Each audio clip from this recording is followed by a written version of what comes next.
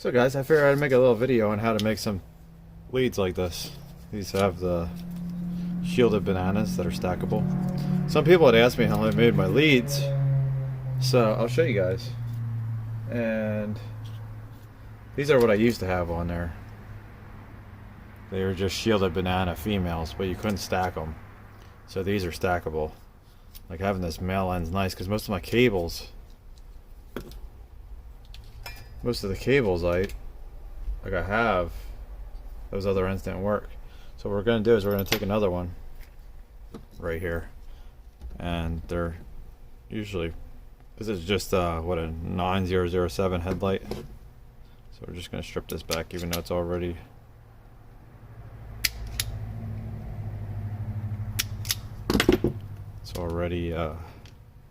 stripped a little bit. So we're going to twist these wires, and what we'll do is we're going to solder this. And I can link all this stuff in the description for you guys. So there we go, we got them all twisted. So now what I do is usually bend these on a 90 like that. And I take my soldering gun. Now this is a TS100. It's a very fast heating soldering gun. So I'll show you guys. I don't know if you guys can see the temperatures upside down, but we're at 300. So now we're at 600. We just hit 600. Let's get some solder out.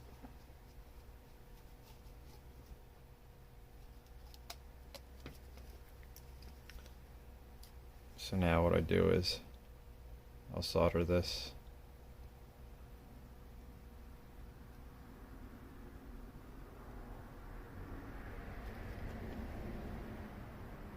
It's a little difficult to show you guys and do it at the same time.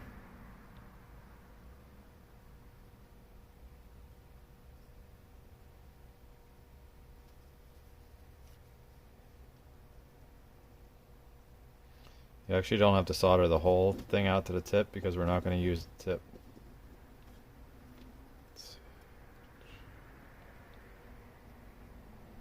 And you'll see why I'm soldering these.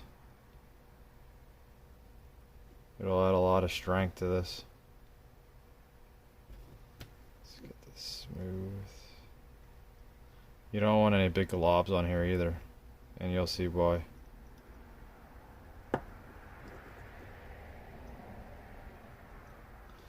There we go. So we got that done. Oh, and the soldering gun, like once you let it sit, you can set the time. So like after a minute, it'll cool down to 200 degrees or so, whatever you set it at, to make the tip last longer. So now what we're going to do is we're going to take these. We probably should have had it straight first, now that I think about it. And we're going to slide it through one of these gray ends like that. We can put the gray ends on each one. You want to put it through the one that doesn't have the ring on the inside. And what do we need? We need red. This one.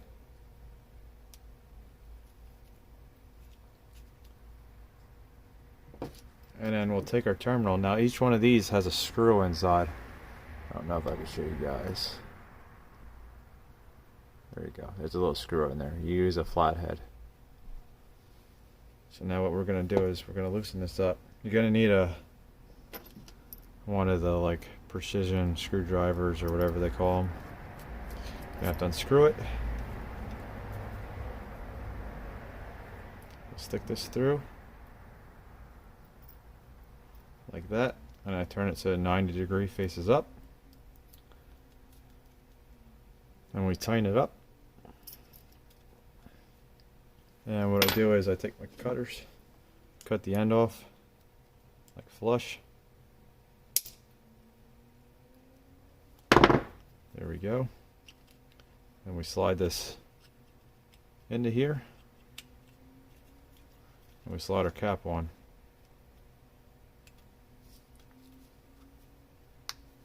Just like that. And now there's no play. See, the inside doesn't move at all. We'll do the same thing with the yellow one.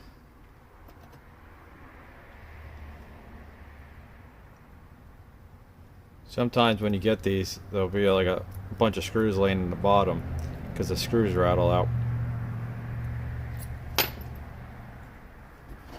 But if you solder them, the wire doesn't tend to break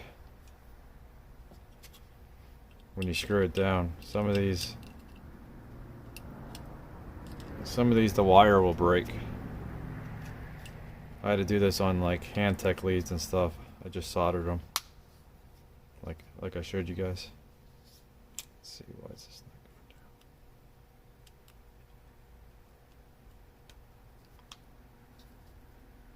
These are really hard to push in. Like, they lock pretty good. There's no play. Do the last one. See, if you have a solder buildup, like a ball, it doesn't go through. So you gotta smooth that out. So give this a second to warm back up.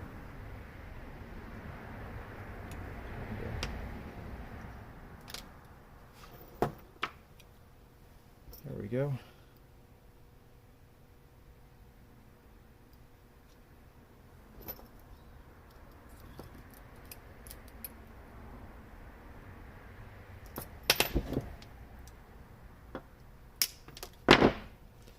These clips, like these ends, are like one of the nicest ones I ever found. You can get them in some pretty big packs. I bought 20 of them, but you can buy them in like packs of 70. There you go, look at that. So now we can put our... Do I have another one over here? Grab one.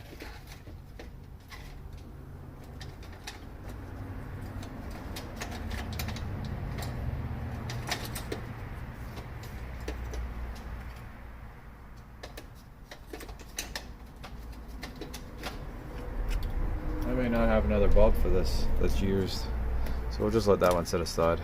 Go on to the next one. Got these that take the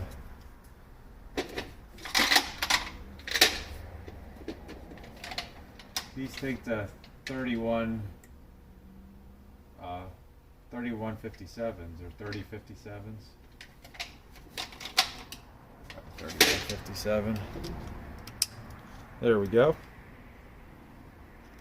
We'll make a set of these real quick.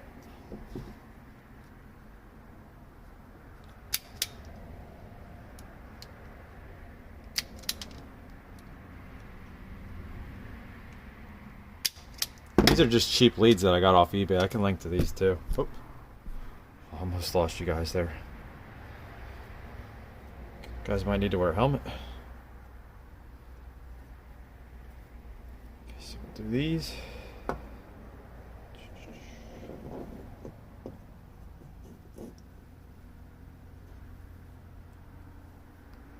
Like, you don't have to have super high quality connectors for this stuff. Like, this is just real cheap plastic that are on these.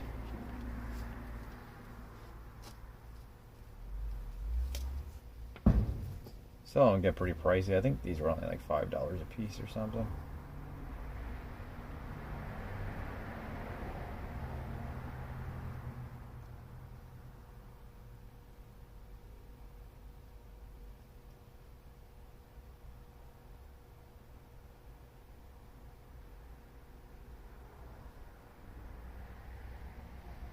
We're gonna have to trim the end of that.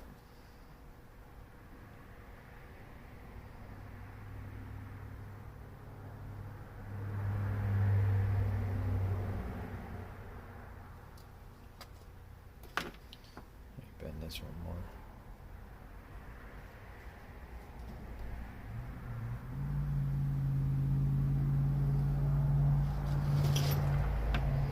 The solder also helps the wires from like fatiguing when they're on a 90.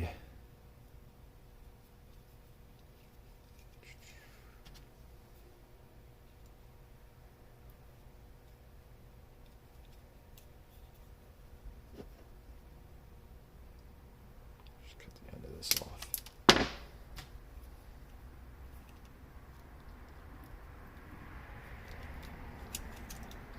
Because what I found happens is after quite a bit of use, the wire will end up breaking right where it's bent into the 90.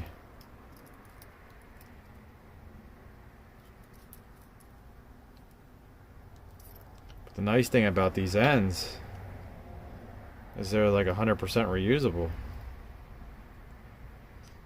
Depending on your application, you might have to put some like Loctite or something on the screw. But I haven't had one back out since I soldered them, because I think the solder crushes a little bit and then it holds pressure on the lead.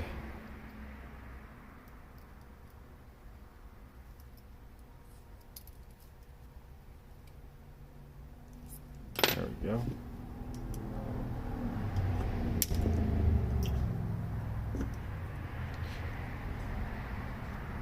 Another thing you can do is if they keep the screw keys backing out, you can actually solder the wire right through the hole right here with the screw in there, or even with the screw out, and it'll probably never come back out again.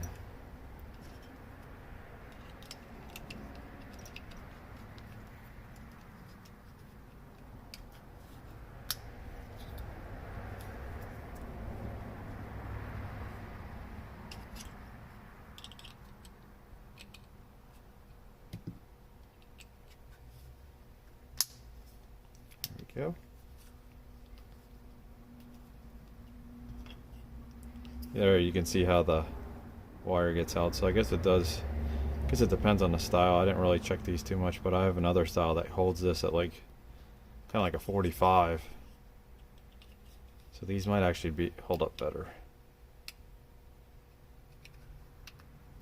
There we go. Look at that. So professional. Let's go to the next one.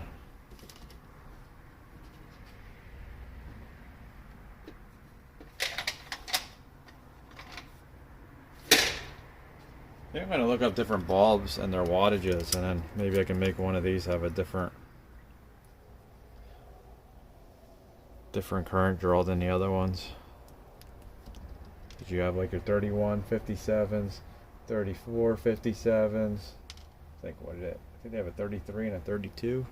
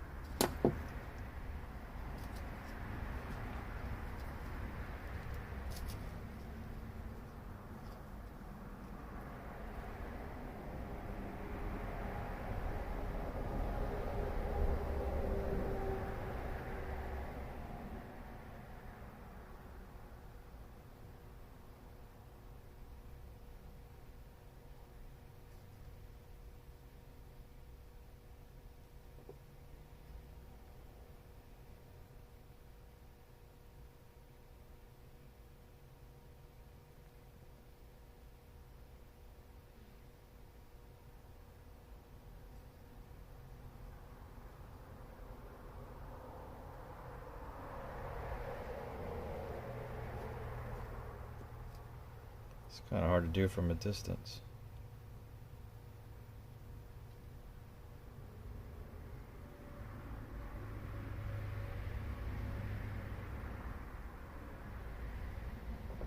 There we go.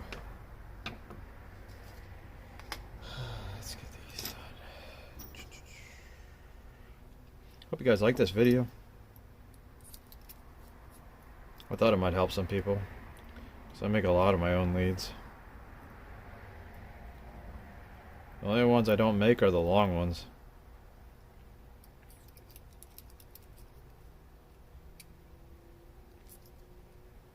I shouldn't say I make my own leads, I should say I make my own attachments for my leads.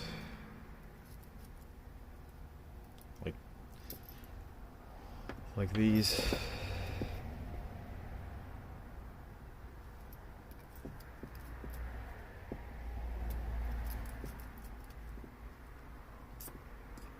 There we go.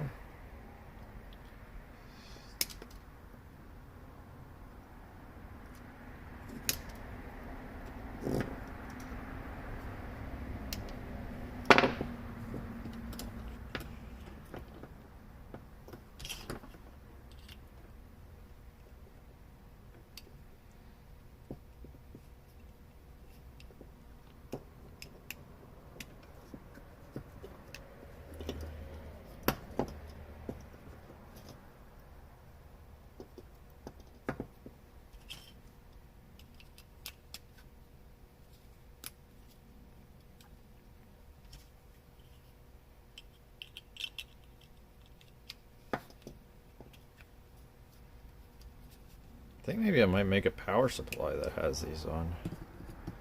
Just like a portable one. Like my inverter. Just add some of these ends on them.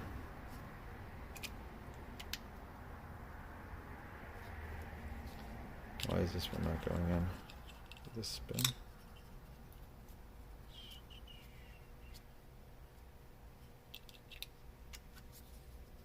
There we go. See, here's all the ones I have left. This is how they come. They come in a bag. So what I'm going to do is I'm going to bring a battery over here. And then test them out, make sure they work. You got to always test your stuff. Okay guys, I got my favorite battery in the world. This thing is amazing.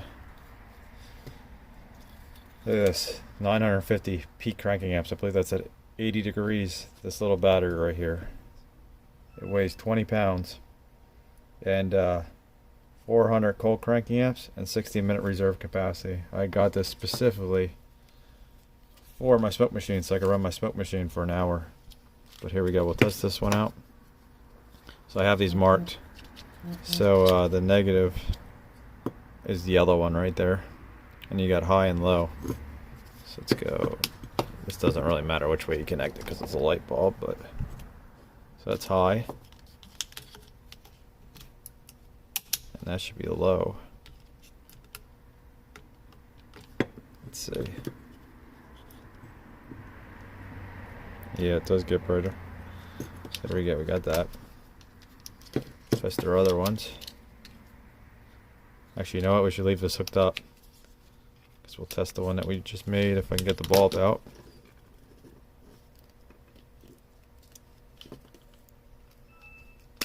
Oh, you know what? I do need to take these off. Move them over to the other one. Here's the other one.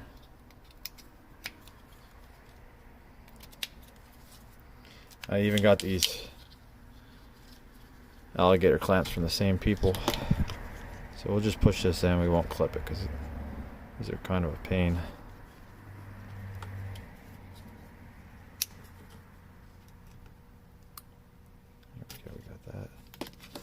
Test this one.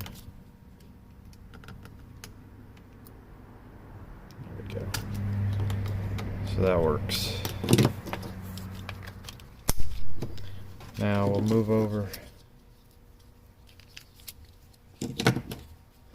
to our other light bulb.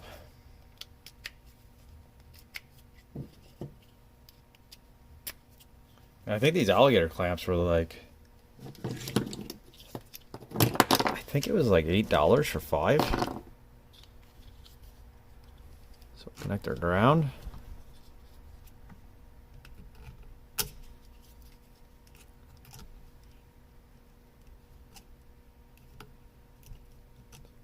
Look at that.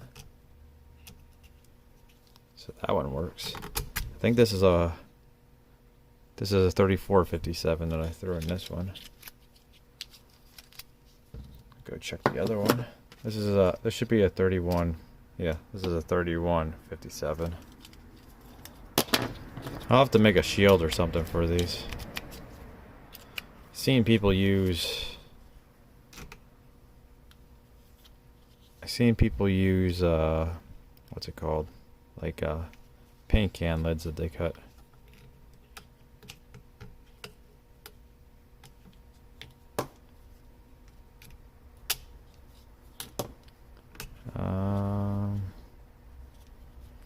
Pretty sure I did the other one like this. So that works.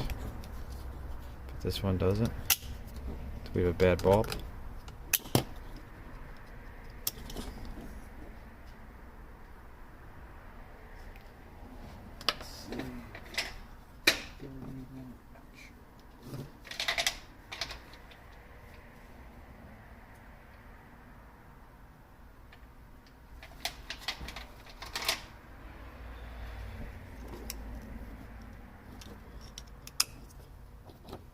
What's this? Center's ground.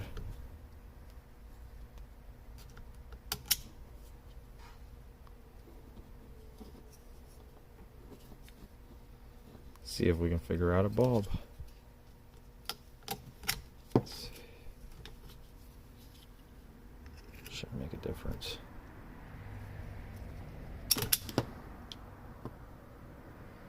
Shouldn't make a difference which way to put this in. It shouldn't be polarity sensitive.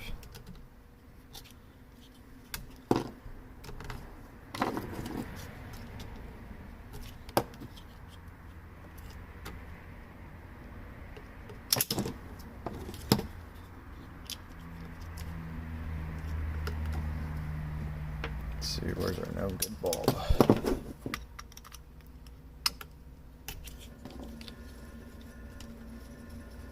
So I wonder if I got a bad lead here.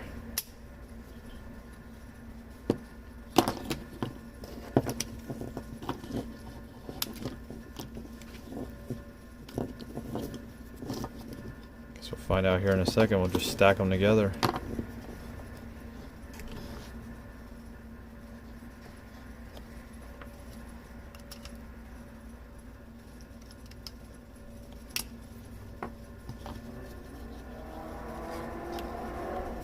So that one red works.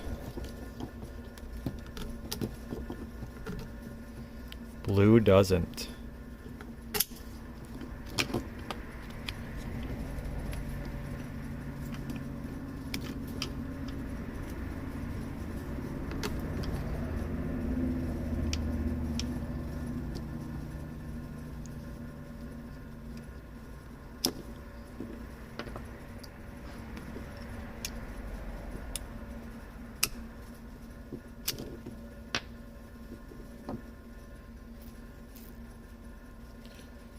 Why is blue not working?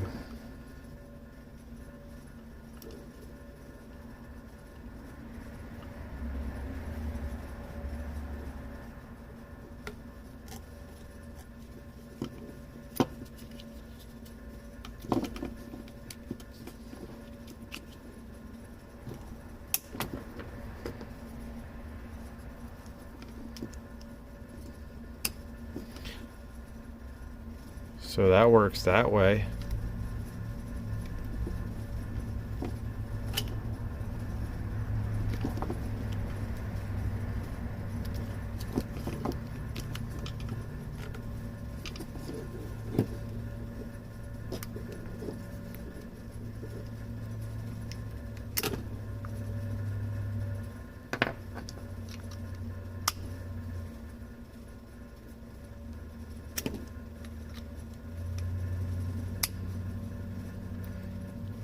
Oh, is it the bulb? Like, let's see. Okay, so it doesn't work that way. You can see that wiggle in it. If we rotate it around, now it works. Why is that?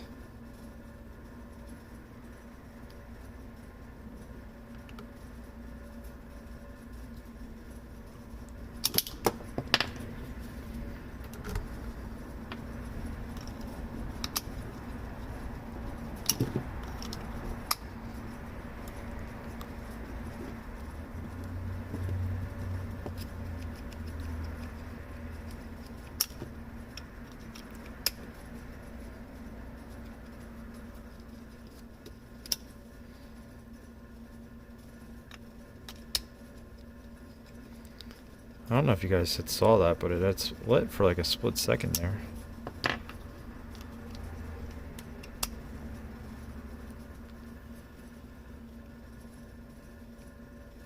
we have a bad socket?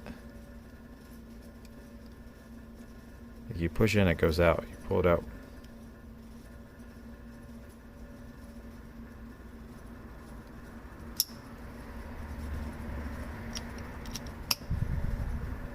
Does not light that way at all. I'm gonna have to look up, see how these are wired, but yeah, I think that might be our issue, just a bad socket. Yeah, they both get bright. There we go. So I'll be right back. I'm gonna do some research on this. But it really shouldn't matter which way they go in. I'm going to look to see if there's any polarity difference or anything, or different pinning between the 3457, 3157. As far as I know, they were all the same. It was just a wattage output. So guys, we're back. I figured it out. Okay, and also I found out that the 3157 lasts like 10 hours. I mean 10,000 hours, where the 3457 lasts 500 hours, I think is what the rating was. The 3457 is like 40 candle power or something they rated at, where the 3157's 32. They said, I guess they pulled the same wattage. I don't know how. I don't know if it's just a different compound inside that makes it brighter, but they said the base heats up more. So I'm just going to use 3157s in both of them. But see, I got it to... There's no like dropout in the bulb. And what I did was came in with my screwdriver and I had popped these clips out. Now this got kind of pushed back in, but came in here and popped these all out of their clip. They just clip in at the top. So I just went like that on both sides. See, like that. So you guys can see that. There you go. Maybe that's better for you. So I just popped them all out. We'll zoom in a little bit on this.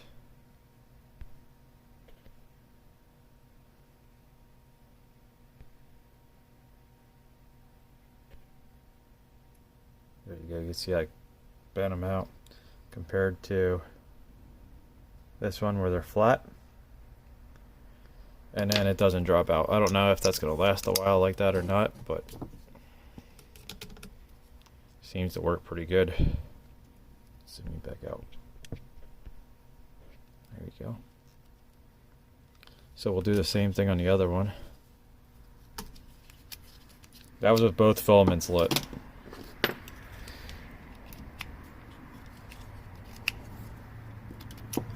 So we'll do the same thing on this one.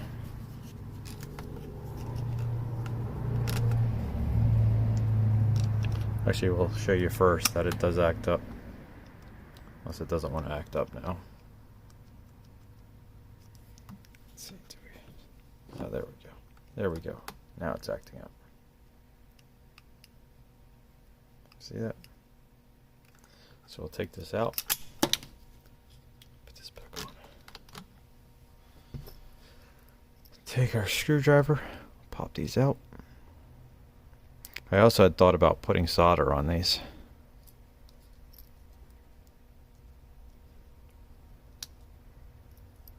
That one I just bent a little bit.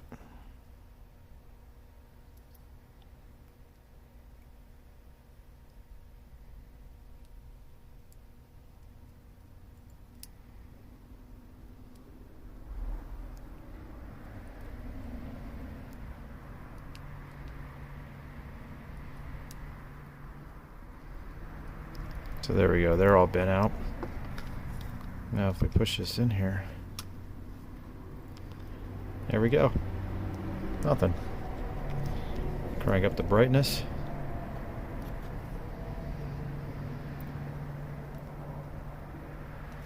There we go. So there's the one we made. Here's the other one we made. See if we can break the bulbs. We'll just set them on the workbench. So we got that one. Here's the other one. Here's that one. So all in all, like if you factor in the price of the bulbs and everything, there might be $40 in this. And you just measure the current output of each one. And you write it down, you mark which one's positive, negative for each one. Doesn't really matter unless you put like an LED bulb in, but it's nice to have. And then you got some load testing. And like these, you can just keep stacking. So if you need, like say this bulb pulls like 4 amps, so you just stack in more. And you get up to like 10 amps or 20 amps. And you can simulate your load. I did this for a trailer, simulate trailer brakes. I used like 2 headlight bulbs or something to get like 10 amps. I might have used 3, I don't remember. Because I was trying to get to the upper limit of the trailer brakes to make sure there wasn't a huge voltage drop. So I hope you guys like this. If you do, let me know. See you later. Okay guys, I want to add some bonus content in here. So what I did was I took one of my adapters that I use throughout my truck. Like it goes from a 2.1 millimeter I think by 5.5 millimeter jack, and then I put some of these ends on here. Once I get some red ones I'll switch it over, but the yellow will work for now. So I did that, so in that way I can put like alligator clamps on easily. I made adapters for this, and then I also have these inline fuses for these barrel connectors, like right here. It's a 4 amp fuse. I got all the way down to like a half an amp fuse. Like I got 1 amp, 2 amp, 3 amp, 4, and then I got 5, 7.5 on up. But I use these a lot for like testing stuff. Even my heated jackets. Like I have a 18650 power bank that takes like 6 batteries, and I'll use it with my Milwaukee heated sweatshirt and heated jacket, so that I can run it for a long time. But yeah, like this, like I can plug into here, and then we can connect these right to the battery. There you go. And then what I can do is power my soldering iron off of this. Like just like that, I can use an extension cord. Oh, we need an adapter. I'll have to use one of these barrel adapters. But like you can see it turns on. See, it'll warm up pretty slow. You can see how it's warming up. I don't know if you guys can see that or not. But it warms up like half the speed, because like right now we're at 400. You can see how it's warming up there. It's still pretty quick, but it's not anywhere near as fast as if you're running it off a higher voltage. So like I can do that. Then what else I can do is I can plug this into my charger right here. Power supply, whatever you want to call it. So we have that. And then we can set the voltage on here to like, what is it, 12 to 24 volts right there. I usually run it at 19 volts. So we can plug that into our soldering iron. And watch how fast this heats up. Oh man, we already went from like 300 to like 600 degrees. Let's see if we can do this again. It cools down pretty quick. Let's see. It only takes like a minute for this thing to cool down.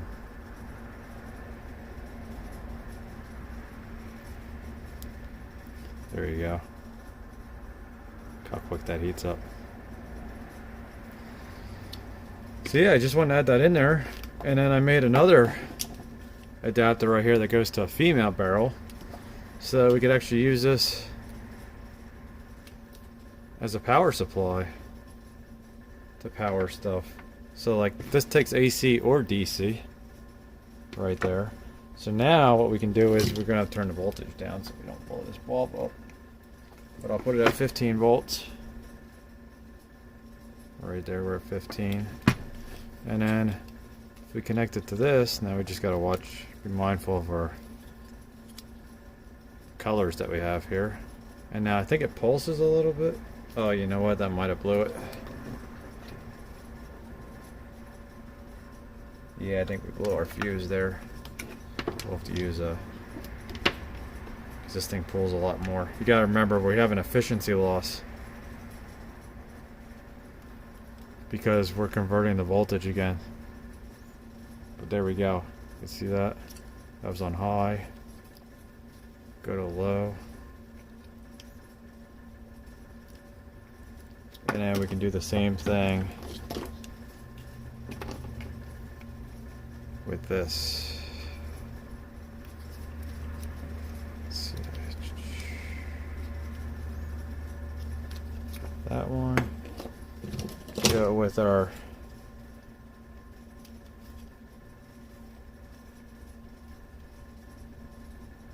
3157s. There's low, there's high, so there's low, high. See that? Pretty awesome. Just wanted to add that in there. Hope you guys like it. Another thing I wanted to add though is I got a couple of these, so like sometimes I'll put one on the end to the inverter and the out, because they just plug in. It's plug and play depending on what I'm doing. If you mix these up and do like reverse terminal, it just shorts out these things. There's no like saving it. It burns up the MOSFET right away usually. And the board, I've done it already by accident. So like if I'm connecting to a battery, I'll put one of these on the inlet side. I think these can handle up to 10 amps in. And then like on the back, like this one isn't accurate because it's Chinese and this is a 120 watt version. I have pictures. They added, I think, 2 more MOSFETs inside. But they never updated the back to match the 120 watts. And they will put out 120 watts. So I think there's some with the newer back sticker, and then it'll say like 6 amps or 6.5 amps output right here for 12 to 12, 15, 16, and 18 volts. I think it'll do like 6 amps. And then 19 through 24, I think, was around 4 or 5 amps for both of them. I don't know if it really changed too much.